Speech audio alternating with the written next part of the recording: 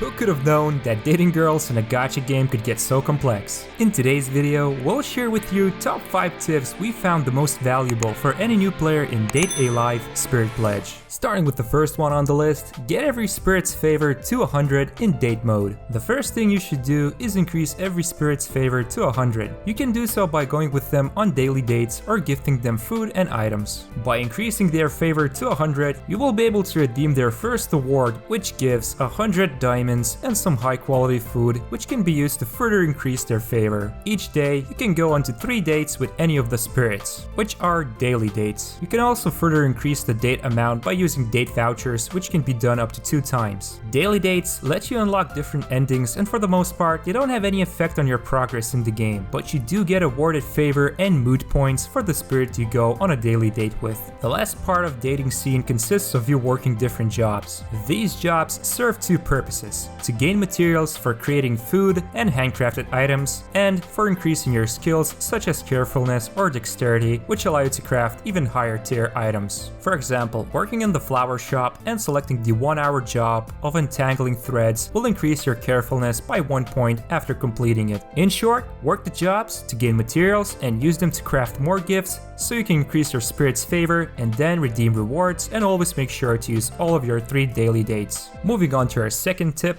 advance as much as possible in the Endless Corridor. Endless Corridor is one of the most important game modes you'll need to master. You will fight stage after stage full of enemies and bosses in order to collect the Infinity Shards. These shards will be turned into Infinity Gems, which also get awarded each time the Endless Corridor gets reset. After each reset, you get awarded Infinity Gems based on how far you advanced in the Endless Corridor. Not to mention, you also get diamonds and gold. Obviously, you want to have progressed as much as you can, since Infinity Gems are so hard to acquire and you will always need them. And the biggest single reason why you need these Infinity Gems is that they allow you to awaken your spirit's angel. Well, technically, you exchange these Infinity Gems at the store for the appropriate angel essences. You can also acquire new Sephiras and even costumes from the Endless Corridor store. But most importantly, there's a low chance of an essence dropping when you clear a stage in the Endless Corridor. This means, while the Infinity Gems can be used to exchange for big, although limited, amounts of essences, you can also acquire them just by grinding the Endless Corridor. So, in short, make your angel stronger by grinding the Endless Corridor. Next tip on the list, advance as far as possible into the story mode. In a lot of other gacha games, your main source of progress lies in the side activities, but in Date A Live, you really need to do as much story mode as you can,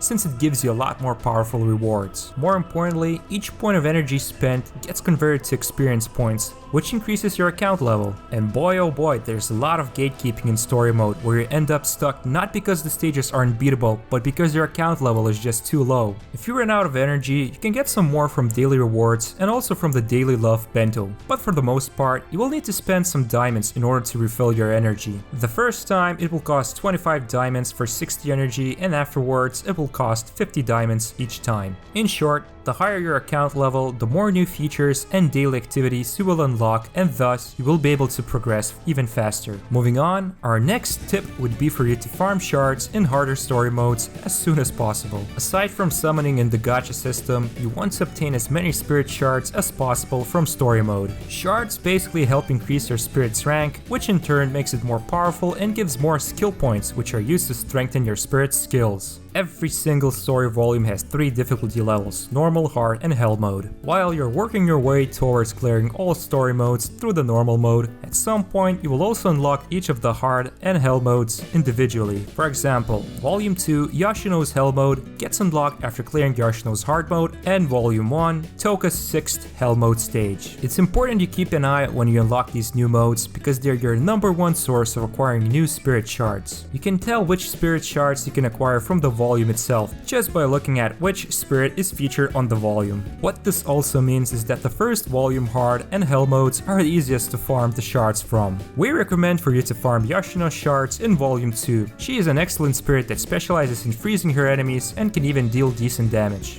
Finally, make sure you utilize both the dual mode and multiply your energy spend.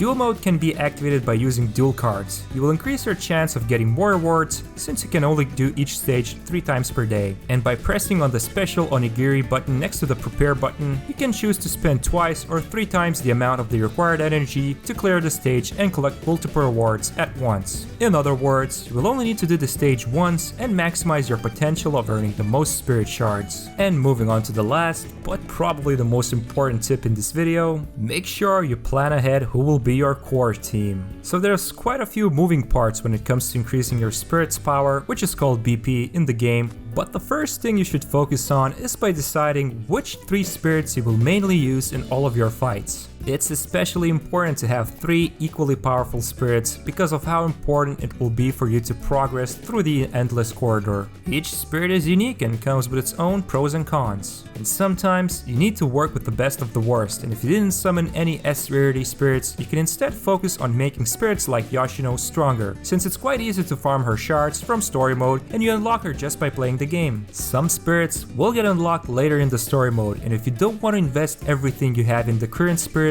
stick to just increasing their level. So these would be the tips we found to be most valuable. If you found this video useful, make sure to subscribe to us, click the like button, and leave a comment. And if you're looking for more mobile gaming guides and tier lists, make sure to visit us at gachagamer.com. This was Toby with Gacha Gamer. Thank you for watching us and see you in the next video.